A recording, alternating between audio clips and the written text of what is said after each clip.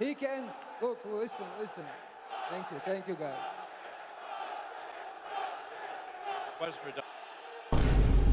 I can't even tell you the first time him calling me out. I think he called me pea-head or something. That doesn't even make sense to me. I don't even know what that is. A pea head is like a pea that you eat.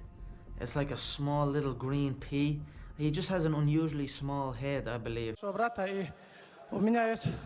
UFC 302 is here, and it's gonna be a fucking banger. I'm gonna start with the main event, and you can stay around if you care about the fighters down the card right away. With Islam versus Dustin, I'm going with the massive underdog, the Diamond, and chill. Before you click off, listen to me. I have a few things for you to consider before ruling my man P-Head out. First things first, Islam always struggles with a southpaw. Specifically a southpaw 1-2. More dangerously and more specifically a shifting 1-2, which my man Volk caught him with in the first round in their first fight. Which leads me on to number 2. Islam is a little bit of a slow starter, a little bit stiff when he moves around when the fight starts. Yeah, he finished Volk in the first round, but that was short notice Volk, and whatever. You know that you can't. Let's not look at that fight right now. He can't seem to get his feet under him in the first round. And number 3, Dustin has the Paulo Costa curse in full effect for this fight. If you don't know what the curse is, it basically means that any card that Costa shares a fight with a current champion in, that current champion loses their belt. And now I'm gonna give you some reasons on why Dustin could probably lose too. One, first and foremost, Dustin sucks at grappling. Pissing me the fuck off when he was fighting BSD, Benoit Saint Denis. Kept pulling guillotines. What are you fucking doing? I get it, you're a fighter. You got that ego in you, but that's low fight IQ. Why are you doing that? Stop being stupid. And 2, we got the 35 years old effect going on. The curse of 35 versus the curse of Paulo Costa. Now, onto the co-main event. Now, here's the thing, you guys. I'm going to have something to say. I was a big Sean Strickland fan. My guy dethroned Gay Izzy, but he's been kind of a big baby recently. I haven't been liking my man Strickland, and he's turned into a damn politician on stage. Listen. I'm here for a fight, not a conservative rally. So just shut up and go fight. We get it. You're just like us. You're so relatable. This and that. But in doing so, you've become a bot on stage. Let's go! Nobody wants to see that shit. It's getting stale. It's getting boring. And with saying that, I'm going to have to go with big underdog number 2, Costa. I have to go with Costa by a possible TKO in this fight. Look.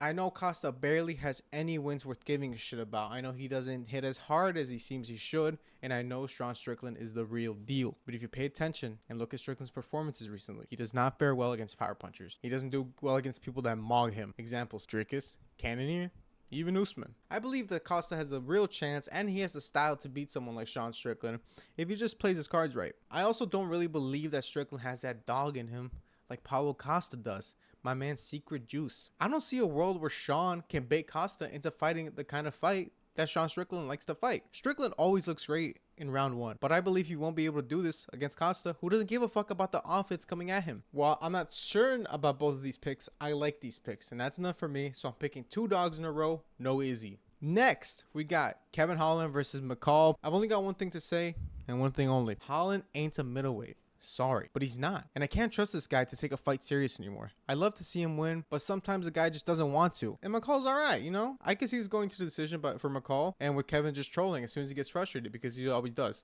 It gets annoying to see sometimes, man. I want to see you try to win. I really want to see Kevin Holland try to win this fight, and I feel like he could. He has a real chance of winning, but will he? I can't trust him to do that, so I'm sorry. I would have to go with McCall. Up next, we got Nico Price versus Alex Morono. Stop sleeping on my man Morono, okay? He floats like a butterfly and stings like a fucking mosquito because that guy has not that much power. But my man can move, and he's got a beautiful strike. He's a point boxer, a little bit watered down version of Steve Wonderboy Thompson, you know, if you know what I mean. But I'm picking Morono by TKO. Yes, even though I just said he has no power, I think he can put someone like Nico Price out. Because, let's be real right here for 1 second. Nico Price took a dive against Robbie Lawler. There's no way that shot KO'd him. There's no way. I don't believe it. Either he took a dive or he has the weakest chin I've ever seen. Now telling the main card, Randy Brown versus Ezekiel Dos Santos. I've got to go with my man Randy Brown here. And listen, no shame that he lost to JDM, who will be a future champion. I get it. I would lose too. I understand. Randy Brown, he's got the size. He's got the reach. He's got the age difference to stunt on him, man. Like Ezekiel's 37, a little bit shorter. Pretty full for the weight class too. But I just see Randy Brown picking Ezekiel apart from a distance, which kind of always happens to these older guys. They kind of overreach. I just think it's a bad style matchup for a guy like Ezekiel. So I'm going to have to go with Randy Brown by decision. Now I'm going to rapid fire the rest of the cards. They're a bit easier to pick off. I got Cesar Almeida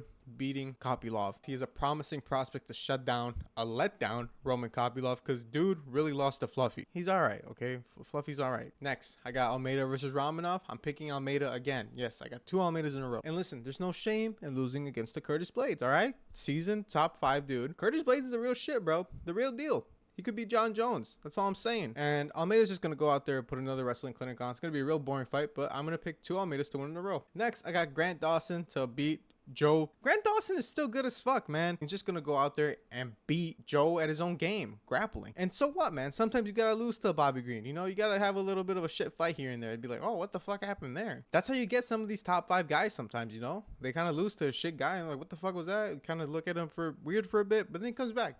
It'll be all right. I'm going to pick Grant Dawson. And next, this is a complete 50-50 for me. Jake Matthews versus Phil Rowe. Jake Matthews has his moments where he seems really good, but I think he sometimes shits the bed and makes dumb choices. So I'm going to stay out of this one, but if I had to put money on it, I'd sneak a little bit of money on Phil Rowe because fuck it. I don't give a shit. And I'm not doing the early prelims. There's 3 fights on there and I don't care to go look for it. I'm not going to watch them. You're not going to watch them either. Maybe you will. And if you are, you've probably already seen a few videos that are predicting that one. So yeah, that's it. Bye.